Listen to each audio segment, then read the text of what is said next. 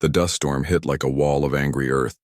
Rebecca pulled her worn shawl tighter around her face as the wind screamed across the Arizona desert. Her wagon groaned and shook under the force of nature's fury. Inside, her two children huddled, together. 8-year-old Daniel pressed against 6-year-old Lucy, both trying to be brave for their mother. "Mama, when will it stop?" Lucy whispered, her voice barely audible over the howling wind. Rebecca reached back and squeezed her daughter's small hand. "Soon, sweetheart. These desert storms never last long." But this one felt different. Meaner. The kind of storm that could bury a wagon and its people under tons of sand and dust. Rebecca had been traveling for 3 weeks now, heading west to California, where her late husband's brother had promised them a new start. The farm back in Kansas held too many painful memories after losing Thomas to fever 2 winters ago. The storm raged for hours. Sand found its way through every crack in the wagon cover, coating everything in a fine layer of grit. Rebecca's throat burned and her eyes watered constantly. She tried to keep the children calm by telling them stories about their new home in California, about the orange groves and the ocean they'd never seen. When the wind finally died down, to a whisper, an eerie silence fell over the desert. Rebecca carefully lifted a corner of the wagon canvas and peered outside. The world had changed. Sand dunes had shifted, creating new hills where flat ground once existed. Her wagon sat in a small hollow that hadn't been there before the storm. "Stay inside, children," she said softly, climbing down from the wagon. Her legs felt shaky after hours of sitting in the cramped space. The air still tasted of dust, but at least she could breathe again. Rebecca walked around her wagon, checking for damage. One of the water barrels had come loose and tumbled several yards away, but thankfully it hadn't broken. She was bending to examine a loose wheel when she saw him. At first she thought it was just another sand drift, but as her eyes adjusted to the dim twilight, she realized it was a person, a man lying motionless near the back wheel of her wagon. Her heart started pounding so hard she could hear it in her ears. Indians. The word shot through her mind like lightning. She'd heard countless stories during her journey west, tales of Apache raids, of wagons burned and families killed. Every settlement, every trading post had its share of horror stories about the fierce Apache warriors who ruled this harsh desert land. Rebecca took a step back toward the wagon, then stopped. The man wasn't moving. As she looked closer, she could see dark stains on his clothes. Blood. He was hurt, maybe dying. "Mama?"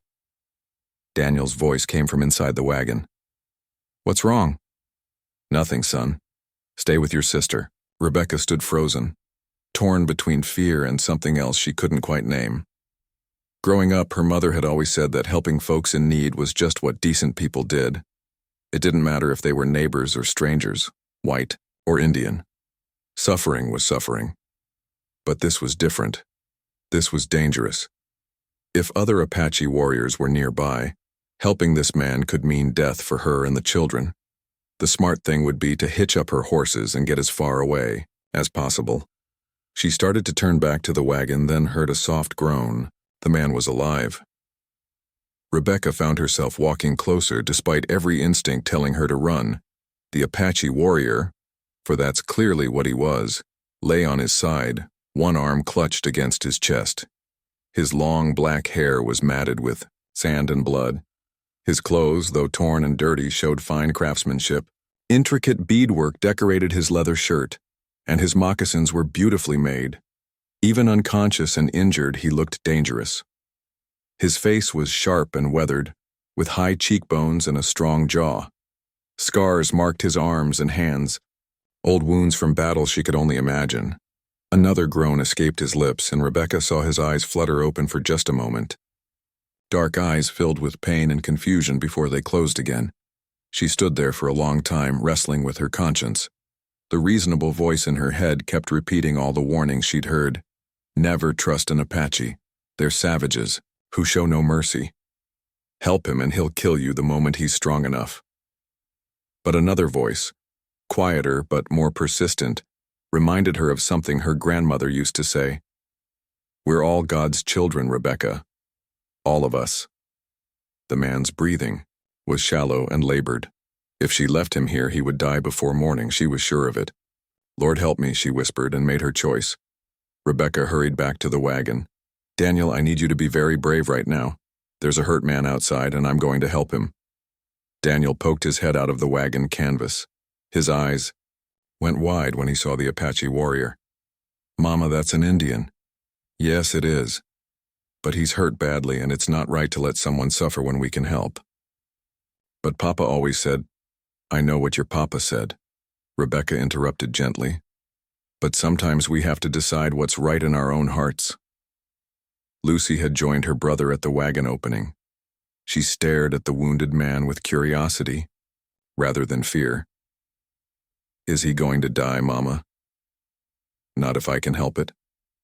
Rebecca gathered her medical supplies, the small bag of herbs and bandages she'd brought from Kansas, a bottle of whiskey for cleaning wounds, and some clean cloth. She'd patched up plenty of farm animals and neighbors over the years. How different could this be? As she knelt beside the Apache warrior, she could see the extent of his injuries. A bullet wound in his shoulder still seeped blood, and his left leg was twisted at an odd angle. Smaller cuts and bruises covered his arms and face. Whoever had shot him had left him to die in the desert. Rebecca began cleaning the shoulder wound, working as gently as she could. The man's eyes opened again, and this time they stayed open. He stared at her with a mixture of confusion and wariness. When she reached for the whiskey to pour on his wound, he caught her wrist with surprising strength. For a moment, they looked at each other. Rebecca saw intelligence in those dark eyes, and something else. Surprise, maybe even gratitude. The Apache warrior studied her face as if trying to understand why this white woman would help him. "It's going to hurt," she said softly, knowing he probably couldn't understand her words but hoping her tone would convey her intention to help, not harm. He released her wrist and closed his eyes, bracing himself. Rebecca poured the whiskey over the wound and the man's jaw tightened, but he didn't make a sound. She worked quickly, cleaning the wound and wrapping it with strips of clean cloth. The leg was trickier. It wasn't broken, just badly twisted and swollen. Rebecca did what she could, binding it tight and propping it up with rolled blankets. All the while, Daniel and Lucy watched from the wagon. Rebecca could see the fear in Daniel's young face, but also curiosity. Lucy seemed fascinated by the Apache's long hair and the intricate designs on his clothes. When Rebecca finished her rough doctoring, the wounded man looked up at her again. He spoke a single word in Apache, his voice barely above a whisper. She didn't understand the language, but his tone seemed grateful. "You're welcome," she replied, though she wasn't sure he understood either. Night was falling fast in the desert. Rebecca knew she should move her family to a safer location, but the wounded Apache couldn't be moved far. She decided to risk camping. Here for the night. She built a small fire and prepared a simple meal of beans and hardtack biscuits. The smell of food seemed to rouse the wounded man. He tried to sit up but fell back with a grimace of pain. "You need to rest," Rebecca told him, bringing over a cup of water. She helped him drink, supporting his head with her hand. The Apache warrior's fever was rising. She could feel the heat radiating from his skin. As the night grew darker, Rebecca sat by the fire while her children slept in the wagon. The wounded Apache drifted in and out of consciousness, sometimes muttering words in his native language. During his lucid moments, his eyes would find her face, studying her with that same puzzled expression. Rebecca found herself studying him, too. Without the war paint and weapons she'd imagined all Apache warriors carried, he looked almost human. Not the savage monster from the stories, but just a man who was hurt and far from home. She thought about Thomas, her deceased husband, and how he would have reacted to this situation. Thomas had been a practical man who didn't take unnecessary risks. He would have said she was being foolish, endangering their children for a stranger who might very well kill them all once he recovered. But Thomas wasn't here anymore, and Rebecca had to make her own choices now. Around midnight, the Apache warrior began shivering despite his fever. Desert nights were cold, especially after dust storms. Rebecca fetched an extra blanket from the wagon and covered him carefully. When she tucked the blanket around his shoulders, he opened his eyes and spoke again in Apache. This time, Rebecca thought she heard something like, "Thank you," in his tone, though the words were foreign to her ears. "What's your name?" she asked quietly, not expecting an answer. The man looked at her for a long moment, then pointed to himself and said, "Ayanna." Rebecca smiled slightly. It was the first word of English she'd heard him speak, though she suspected it might be Apache. She pointed to herself and said, "Rebecca." He repeated her name slowly, his accent making it sound different but somehow warmer. Rebecca. 3 days had passed since Rebecca first found the wounded Apache warrior beside her wagon. 3 days that felt like a lifetime of worry, fear, and unexpected moments of strange peace. She had moved their camp to a hidden grove about 2 miles from where the dust storm had left them. It wasn't easy, loading the semi-conscious Ayanna into the back of her wagon alongside her frightened children, but Rebecca knew they couldn't stay exposed in the open desert. The grove offered water from a small spring, shade from twisted cottonwood, trees, and most importantly, concealment from anyone who might be looking for them. The first day had been the hardest. Ayanna's fever spiked so high that Rebecca feared he might die despite her efforts to help him. She had spent hours placing cool, wet cloths on his burning forehead while Daniel and Lucy huddled together, watching their mother care for a man they'd been taught to fear. "Why are you helping him, Mama?" Daniel had asked on that first day, his young voice filled with confusion. Mrs. Peterson back in Kansas said Indians are dangerous. Rebecca had paused in her work, looking at her son's serious face. At 8 years old, Daniel was trying to understand a world that seemed to have rules one day and different rules the next. Mrs. Peterson was afraid, Rebecca had replied carefully. Sometimes when people are afraid, they say things that aren't completely true. This man is hurt and alone. Wouldn't you want someone to help you if you were hurt and alone? Daniel had thought about this for a while, then nodded slowly. I guess so. By the second day, Ayanna's fever had broken. He woke up fully conscious for the first time since Rebecca had found him. His dark eyes were alert and wary as he took in his surroundings, the grove, the wagon, the white woman who had apparently been caring for him. Rebecca was stirring a pot of rabbit stew over the fire when she noticed him sitting up, leaning against one of the cottonwood trees where she'd made him a bed of blankets. She set down her spoon and approached him slowly, the way she might approach a wild animal that could either flee or attack. "How do you feel?" she asked softly. Ayanna studied her face for a long moment before responding. "Better," he said in accented but clear English. "You help me." Rebecca felt a flutter of surprise. His English was much better than she'd expected. "You can speak English?" "Some," Ayanna replied, touching the bandage on his shoulder gingerly. "Learned from Mexican trader many years ago."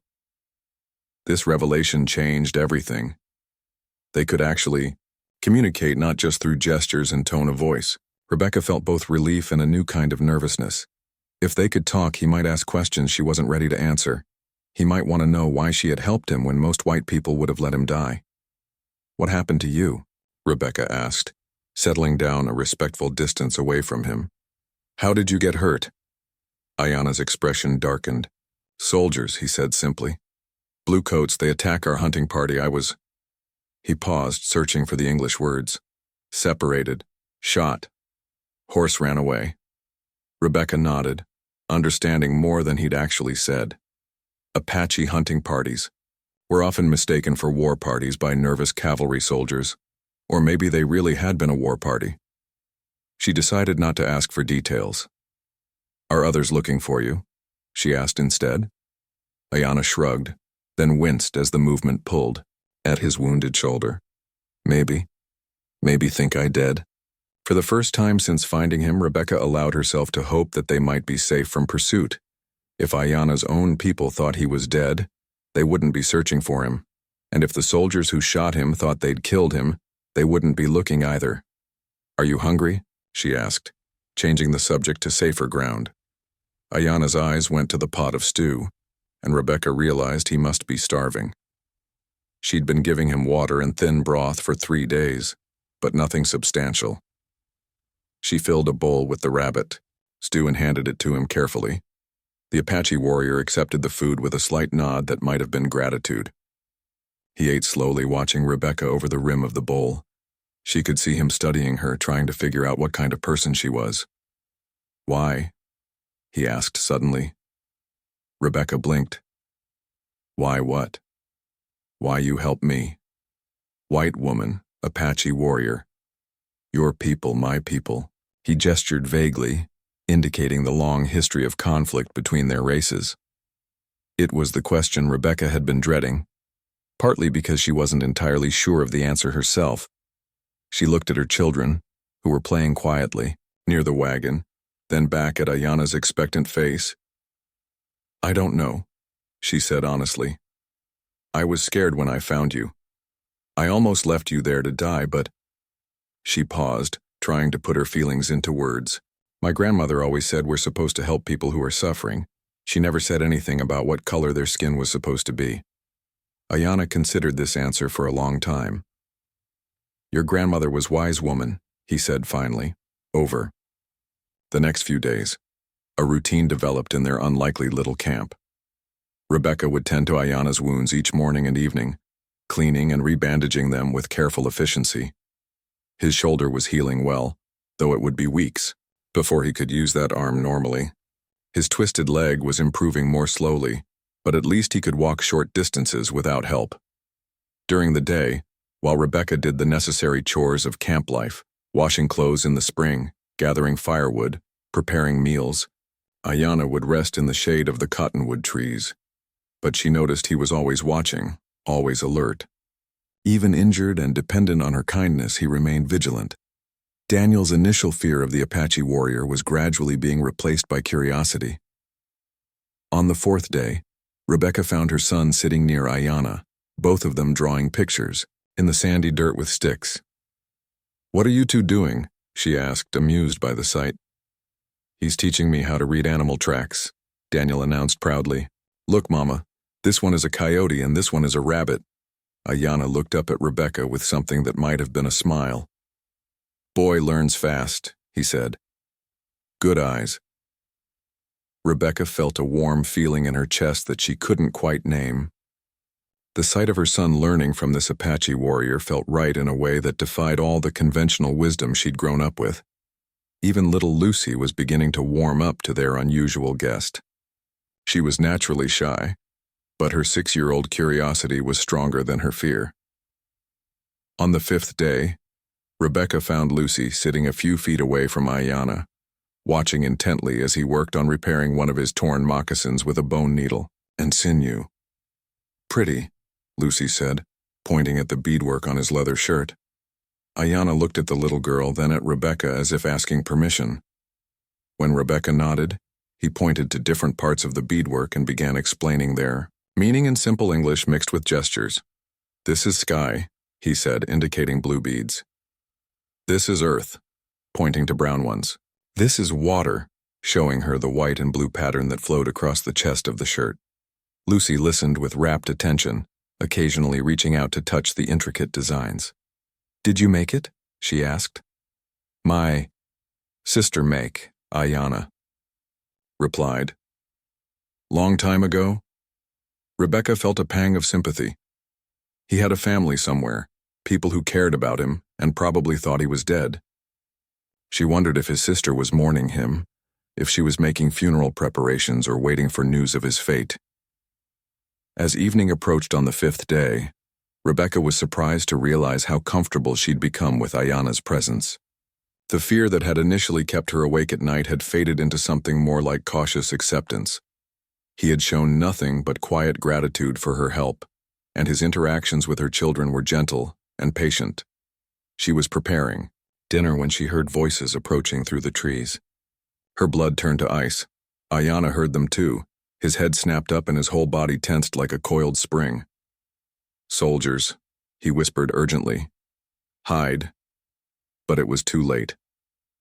3 cavalry soldiers on horseback emerged from the trees, their blue uniforms dusty from travel. Their leader, A sergeant with graying hair and hard eyes pulled up short when he saw the camp. "Well, well," the sergeant said, his gaze moving from Rebecca to the wounded Apache warrior who was now struggling to stand despite his injuries. "What, have we here?" Rebecca stepped protectively in front of Ayanna, her heart pounding so hard she was sure everyone could hear it. "Good evening, Sergeant," she managed to say. "Is there something I can help you with?" The sergeant dismounted slowly, his hand resting on his sidearm. The other two soldiers followed suit, forming a loose semicircle around the camp. Daniel and Lucy had gone very still near the wagon, sensing the danger even if they didn't fully understand it. "Ma'am, I'm Sergeant Murphy with the 4th Cavalry," the leader said, his voice deceptively polite. "We've been tracking a wounded Apache who escaped from a skirmish 3 days ago. Looks like we found him." "He's badly hurt," Rebecca said quickly. "I've been taking care of him." Sergeant Murphy's eyebrows rose. "Taking care of him? Ma'am, do you have any idea how dangerous that redskin is? How many good white folks his kind have killed?" "I know he was hurt and needed help," Rebecca replied, trying to keep her voice steady. "That's all I know." One of the younger soldiers, barely more than a boy himself, was staring at Ayanna with a mixture of fear and fascination. "Sarge, should we just shh?" 1 week had passed since the tense encounter with Sergeant Murphy and his soldiers. By some miracle, Rebecca's passionate defense of Ayanna had convinced the cavalrymen to leave them alone, at least for now. The sergeant had warned her that she was making a dangerous mistake, but something in her eyes had made him back down. Maybe it was the fierce determination of a mother protecting what she saw as right. Or maybe he was just too tired from days of tracking through the desert to argue with a stubborn woman. Whatever the reason, they had ridden away, leaving Rebecca and her small family alone with the wounded Apache warrior, who was growing stronger each day. The incident had changed something between Rebecca and Ayanna. Before the soldiers came, there had been a careful politeness between them, a respectful distance maintained by two people from different worlds who found themselves unexpectedly sharing the same space. But when Rebecca had stepped between him and those guns, when she had risked her own safety and that of her children to protect him, something deeper had been forged. Trust. It was a fragile thing, especially between two people whose races had been at war for generations. But it was growing stronger each day. This morning, Rebecca woke to find Ayanna already up and moving around the camp. His leg was much better now, and though his shoulder still pained him, he could use that arm for light tasks. She found him examining her wagon wheel, the same one that had been giving her trouble for days. "Morning," she said softly, not wanting to wake the children who were still sleeping in the wagon. Ayanna looked up and nodded. "Morning, Rebecca." "This wheel, it is not good," she sighed. "I know. It's been wobbling for days.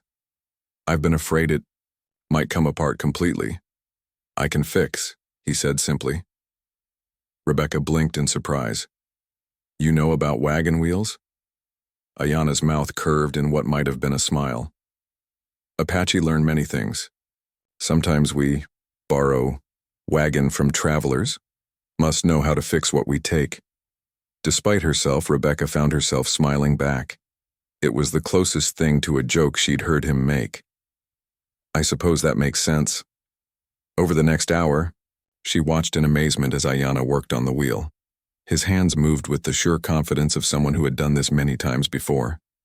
He had tools she didn't even know existed, clever implements made of bone and metal that he produced from a small pouch he carried. "Where did you learn all this?" Rebecca asked, as he carefully adjusted the wheel's alignment. Ayanna paused in his work. "My father, he say Apache must know all things to survive. How to hunt, how to fight, how to fix what is broken. Desert is hard teacher, but good teacher." Rebecca found herself curious about his family, his life before she'd found him bleeding in the sand. "Tell me about your father." For a moment she thought he wouldn't answer. Ayanna's expression grew distant and she could see him weighing how much to reveal to this white woman who had saved his life. "He was good man," he said finally. "Wise leader." Taught me that strength comes not just from fighting, but from knowing when not to fight. Was? Rebecca asked gently. Dead now. 3 winters passed.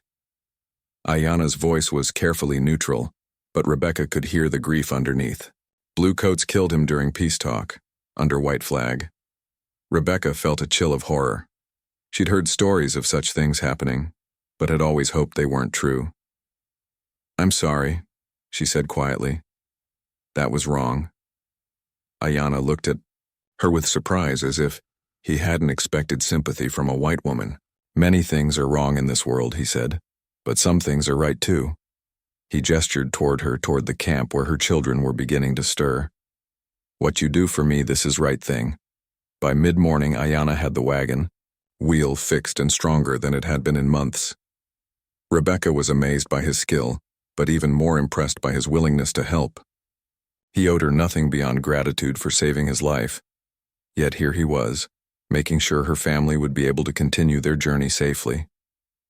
Thank you, she said as he packed away his tools. I don't know what I would have done if that wheel had broken completely on the trail. You would have found way, Ayana replied. You are a strong woman, stronger than you know. The compliment pleased Rebecca more than she expected. Since Thomas's death, she'd often felt overwhelmed by the responsibility of caring for her children alone, of making decisions that could mean life or death for all of them. It was reassuring to hear that someone else saw strength in her, even if that someone was a man her society would consider an enemy. Daniel had emerged from the wagon and was watching Ayana with open fascination. Over the past week, the boy's fear had completely disappeared, replaced by the intense curiosity of childhood. He approached the Apache warrior with the boldness that only 8-year-old boys possessed. Will you teach me more about tracking today? Daniel asked hopefully. Ayana glanced at Rebecca, seeking permission. When she nodded, he turned back to the boy. Yes, but first you help your mother with morning work. Rebecca was touched by his consideration. Even though Daniel was eager to learn from Ayana, the Apache warrior made sure the boy understood his responsibilities to his family came first. After the morning chores were done, Rebecca watched as Ayana led Daniel away from the camp to a sandy area where animal tracks were clearly visible. Lucy, not wanting to be left out, tagged along behind them. See here, Ayana was saying as Rebecca approached with a cup of coffee. This track, what do you think? Daniel studied the mark in the sand carefully. It's bigger than the rabbit tracks, and it has claws. Good.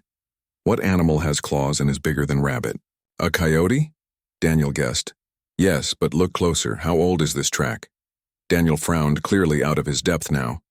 Ayana knelt beside him and pointed to the edges of the track. See how sand has blown into edges? Makes them soft, not sharp. This track is 1 day old, maybe 2. Lucy piped up from where she was sitting. How can you tell? Ayana turned to include her in the lesson. Fresh track has sharp edges like this. He made a clear footprint in a patch of undisturbed sand. Old track gets worn by wind, by time. He showed them how the wind had already begun to soften the edges of his fresh print. Rebecca found herself as fascinated as her children by Ayana's knowledge. He seemed to understand the desert in a way that was almost mystical. Every mark in the sand told him a story.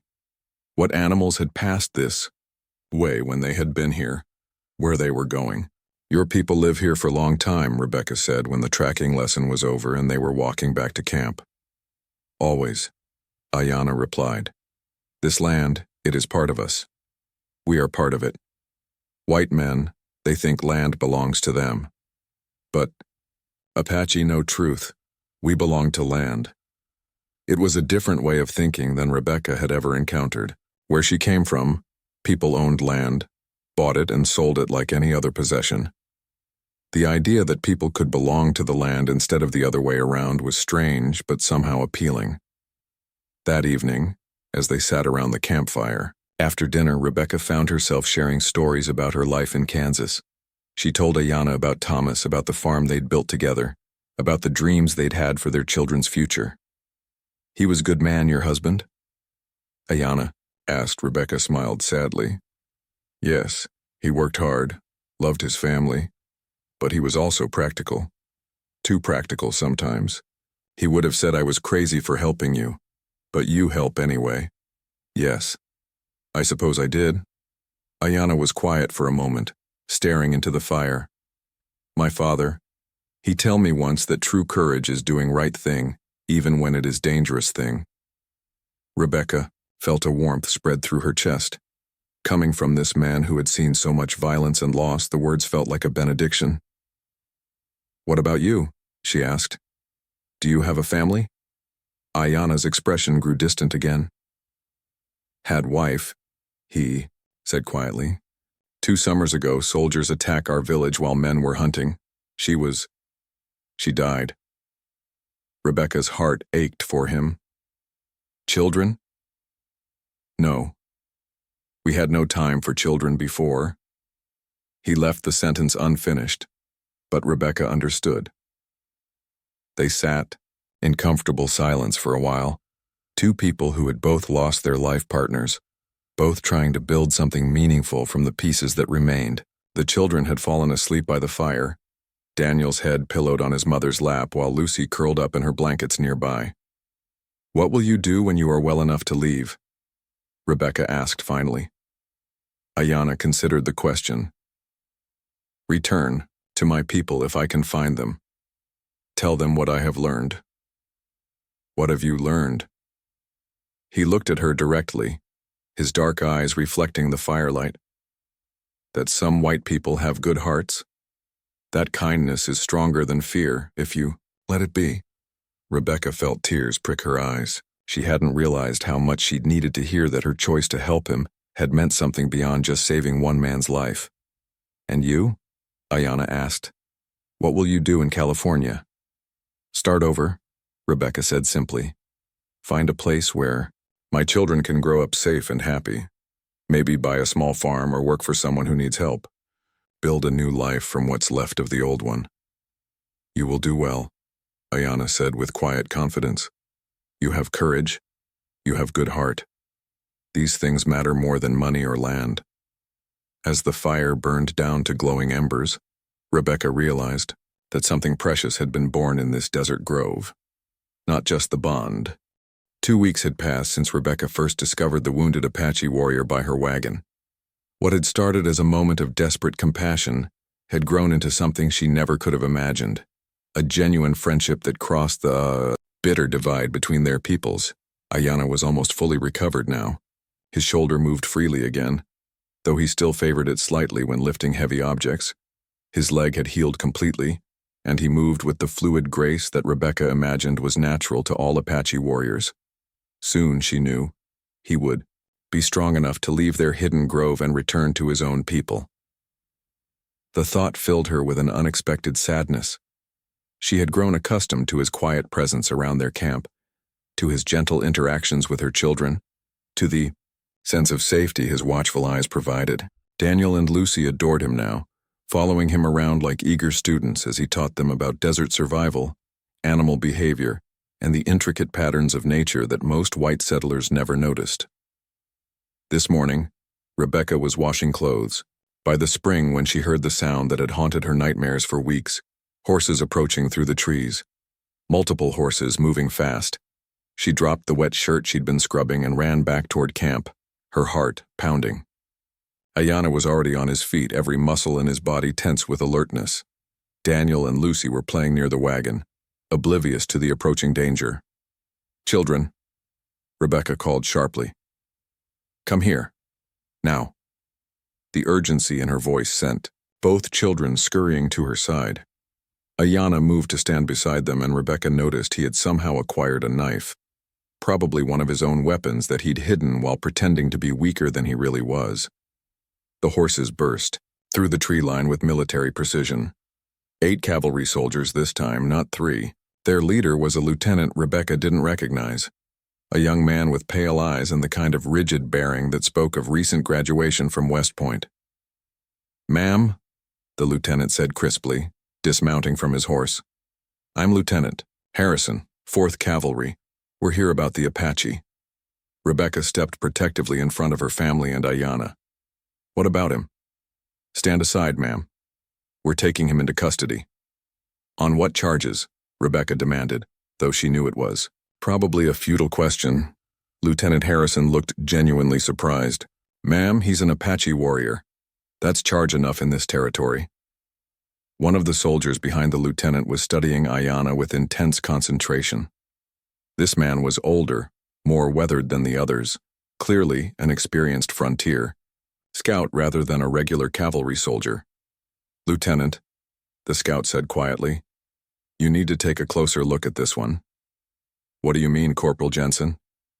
The scout dismounted and approached slowly, his eyes never leaving Ayanna's face. The Apache warrior stood perfectly still, but Rebecca could see the tension coiled in his muscles like a spring ready to release. Corporal Jensen stopped about 6 feet away and studied Ayanna intently. His gaze moved from the Apache's face to his hands, to the ornate silver bracelet that decorated his wrist, to the intricate beadwork on his shirt that Rebecca had admired many times. Lieutenant, Jensen said slowly, I think you better send a rider back to the fort immediately. Why? What's going on? The scout's voice dropped to an awed whisper. Because unless I'm very much mistaken, we've just captured Ayanna Nalnish. The name meant nothing to Rebecca, but she saw Ayanna's jaw tighten almost imperceptibly. Several of the soldiers shifted nervously in their saddles. Who's Ayanna Nalnish? Lieutenant Harrison asked, displaying his inexperience with frontier politics. Corporal Jensen never took his eyes off Ayanna. Son of War Chief Mape, grandson of Cochise himself, one of the most wanted Apache leaders in the entire territory. Rebecca felt the world tilt beneath her feet. Cochise, even she knew that name. The legendary Apache chief who had fought the U.S. Army to a standstill for years before his death. If Ayanna was truly Cochise's grandson, then she had been harboring not just any Apache warrior but Apache royalty. She looked at Ayanna, this man who had gently taught her children to read animal tracks, who had fixed her wagon wheel, who had shared quiet conversations by their campfire, and tried to reconcile the image of a fearsome war chief with the patient, kind person she had come to know. Ayanna met her gaze steadily. In his dark eyes, she saw apology, gratitude, and something that might have been regret, but no denial. Is it true? She asked quietly. Ayanna nodded once slowly. Yes. Lieutenant Harrison was looking back and forth between them, clearly trying to process this unexpected development. Ma'am, do you understand what this means? You've been harboring one of the most dangerous Apache leaders alive.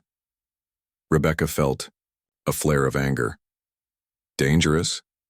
He's been nothing but kind to my children and helpful to our family.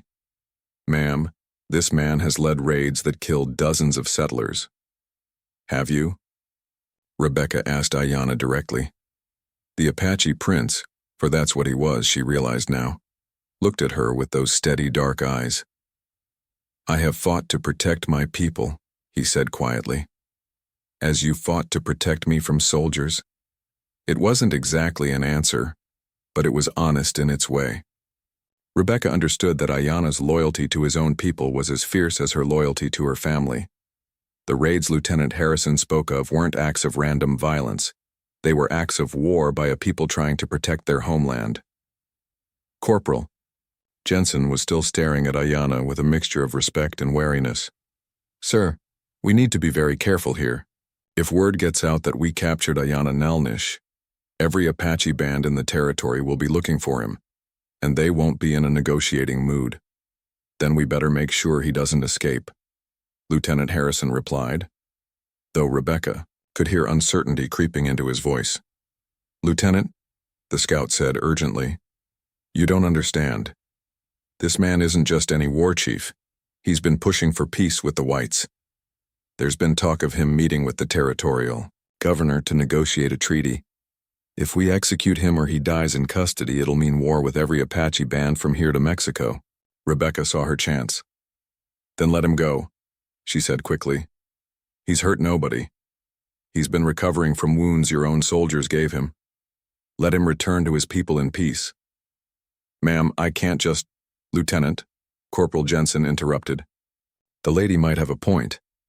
If Ayana Nalnish was killed while under the protection of a white family who saved his life, well, that might actually help the peace talks rather than hurt them.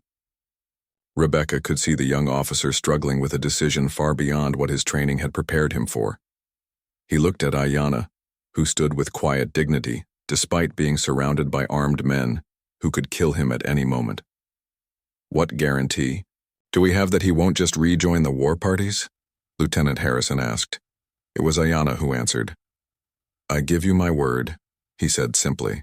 This woman saved my life when she could have let me die. She risked her own safety and that of her children to help an enemy. Such courage, such kindness, it changes a man. The sincerity in his voice was unmistakable. Even Lieutenant Harrison seemed affected by it. Moreover, Ayana continued, I have learned something in these past weeks. Not all white people are the same, just as not all Apache are the same. Perhaps there is hope for peace if there are more like this woman.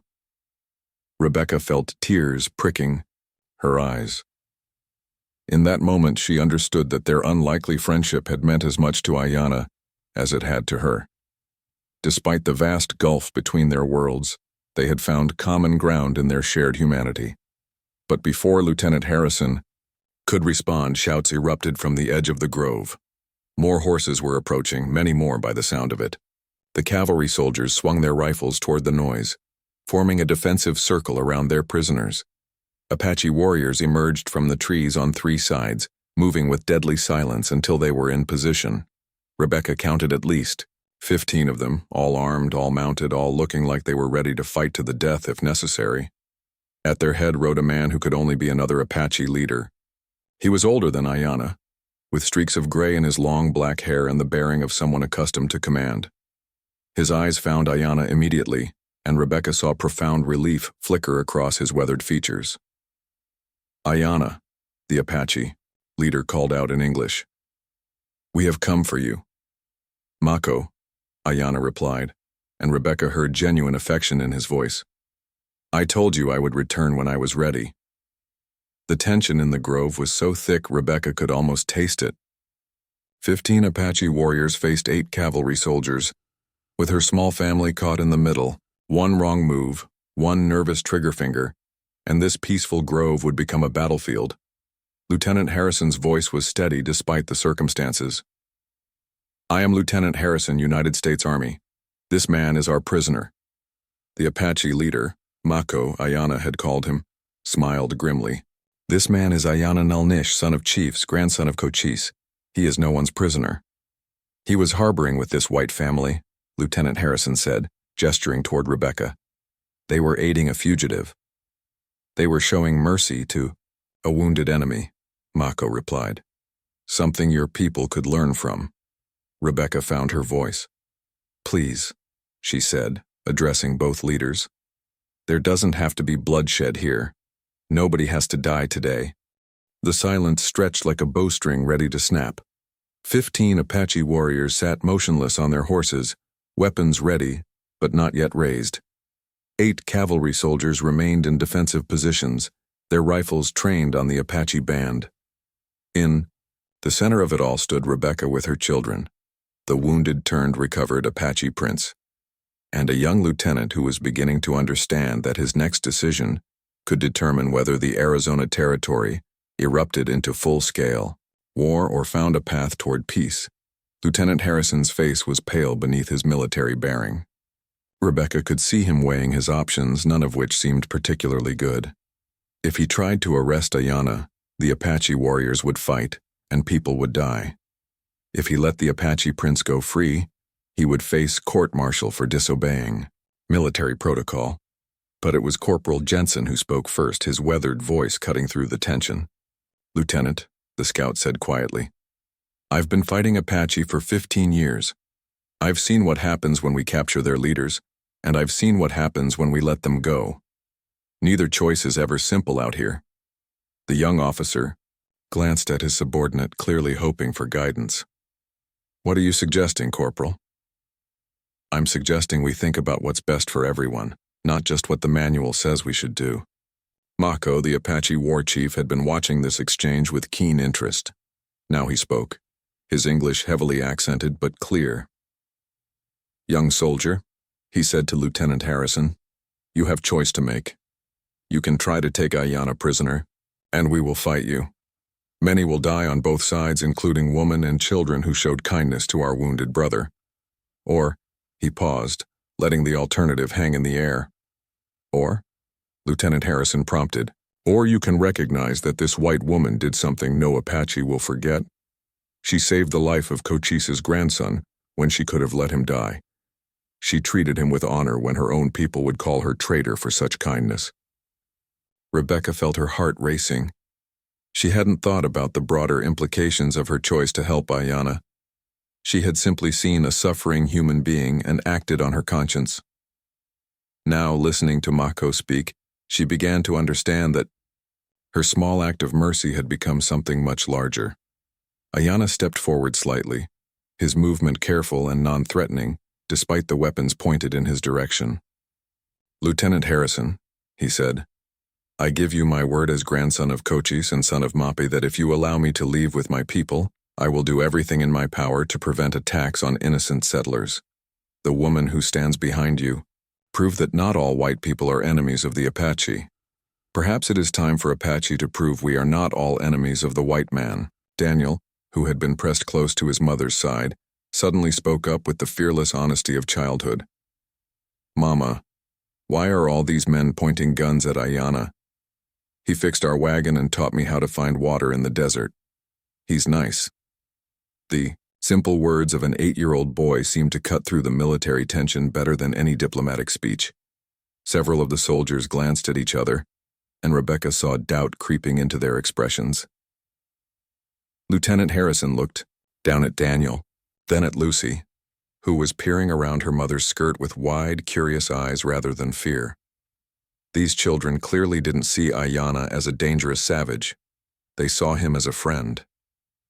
"Ma'am," the lieutenant said to Rebecca, "I need to ask you directly. Do you believe this man represents a threat to you or your children?" Rebecca looked at Ayanna, this Apache prince who had spent 2 weeks in the intimate setting of their small camp, who had countless opportunities to harm them if that had been his intention. She thought about his gentle patience with her children, his respectful behavior toward her, his willingness to help with tasks around their camp despite his injuries. "No," she said firmly. "I don't believe he's a threat to innocent people. If he wanted to hurt us, he's had plenty of chances. But ma'am, he's admitted to leading raids against settlers." Rebecca felt a flash of the anger that had sustained her through 2 years of widowhood and the challenges of frontier life. "Lieutenant, I've heard plenty of stories about cavalry soldiers attacking Apache camps and killing women and children. Does that make every soldier a murderer? Or does it make them men fighting for what they believe is right, even when innocent people get hurt in the process?" The young officer flinched as if she'd struck him. Rebecca could see her words had hit. Harsh Corporal Jensen chose that moment to speak again. "Lieutenant, I've been thinking about what command really wants from us out here. They want peace, stable supply lines, and safe passage for settlers. This might be our best chance to get all three." "How do you figure that?" The scout gestured toward Ayanna.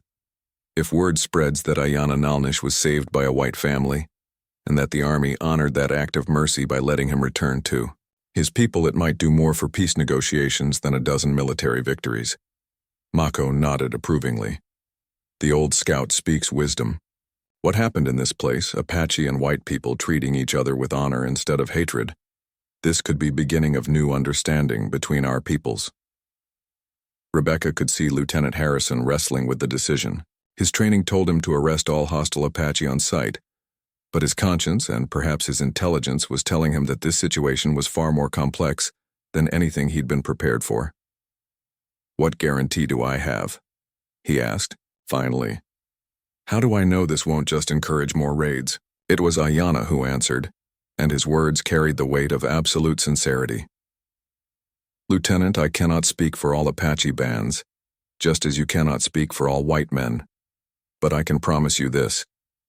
I will carry the story of Rebecca's kindness to every Apache camp I visit. I will tell them that there are white people who judge a man by his actions, not the color of his skin, and I will argue that such people deserve to live in peace." He paused, meeting the young officer's eyes directly. My grandfather Cochise spent his last years fighting for his people's right to live free in their homeland. If I can achieve that, same goal through peace instead of war, don't you think that honors his memory better than endless bloodshed? The question hung in the air like a challenge. Rebecca found herself holding her breath, waiting for Lieutenant Harrison's response. Finally, the young officer straightened his shoulders and made his choice. "Corporal Jensen," he said formally, "note in the log that we encountered a band of Apache warriors who were searching for wounded survivors of the recent skirmish. Note that we allowed them to collect their wounded and depart peacefully in the interest of avoiding unnecessary bloodshed." Relief flooded through Rebecca so suddenly that her knees nearly buckled. Several of the soldiers looked puzzled, but Corporal Jensen was nodding approvingly. "Understood, sir. Sometimes the best victory is the fight you don't have to have." Mako raised his hand in what might have been a salute or a gesture of respect. "You have chosen wisely, young war chief. This choice will be remembered by my people." But before the Apache warriors could depart, Ayanna walked over to where Rebecca stood with her children. For a moment they simply looked at each other, the White Widow and the Apache prince whose lives had become intertwined in the most unlikely way. "Thank you," Ayanna said simply. "For my life, for your kindness, for showing my people that not all white hearts are closed to us." Rebecca felt tears threatening.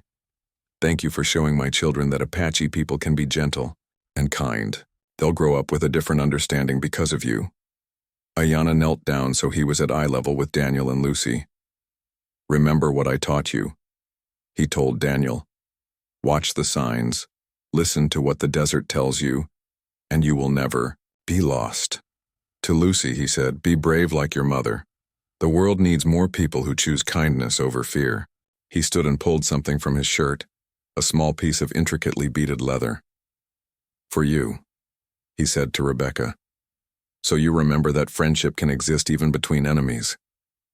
Rebecca accepted the gift with trembling hands. The beadwork was exquisite, depicting a desert sunset with symbols she didn't understand but found beautiful nonetheless. "I'll treasure it always," she promised. Ayanna turned to Lieutenant Harrison. "You have shown wisdom today. I will not forget this." With that, he mounted a horse that one of the Apache warriors led forward, probably his own mount, recovered after the skirmish that had wounded him weeks ago. The Apache band began to move away from the grove, but Mako lingered for a moment. "White woman," he called to Rebecca. "You will travel safely through Apache lands. All our people will know of your kindness to Ayanna Nalnish." As the Apache warriors disappeared into the desert, Lieutenant Harrison began organizing his men for the return journey to their fort. Before mounting his own horse, he approached Rebecca one final time. "Ma'am, I want you to know that what you did helping that Apache, it was either the bravest thing or the most foolish thing I've ever seen. But I think it might have been the right thing." Rebecca smiled. "Sometimes, Lieutenant, those are all the same thing." After the soldiers departed, Rebecca found herself alone with her children in the grove that had been their home for 2 weeks. The silence felt strange after so much tension and drama. "Mama," Daniel said quietly, "will we ever see Ayanna again?"